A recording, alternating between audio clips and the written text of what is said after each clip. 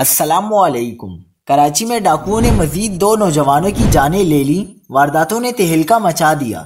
डकैती मुजाहिमत पर लॉ के स्टूडेंट समेत 2 अफराद जान की बाजी हार गए। क्या आप हालात हाजरा से आगाही हासिल करना चाहते हैं?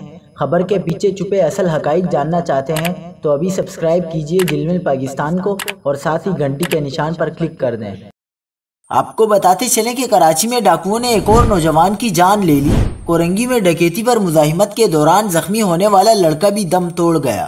कराची के इलाके कोरंगी 6 नंबर में गौसिया मस्जिद के करीब डकैती मुजाहिमत पर फायरिंग से एक और नौजवान दुनिया से चला गया। मकतूल की शनाख्त 18 साल कयूम के नाम से की गई है। कोरंगी में डकैती पर मुजाहिमत के दौरान फैजान कुरैशी को 2 रोज कबल डाकुओं ने फायरिंग करके जख्मी किया था। ताहम सीने में लगने वाली गोली बाहर न निकल सकी और गुर्दों में फंस गई, जो जानलेवा साबित हुई। वाक़ये के दौरान मुश्तइल अफराद ने डाकुओं को पकड़कर तशद्दुद का निशाना बनाया था।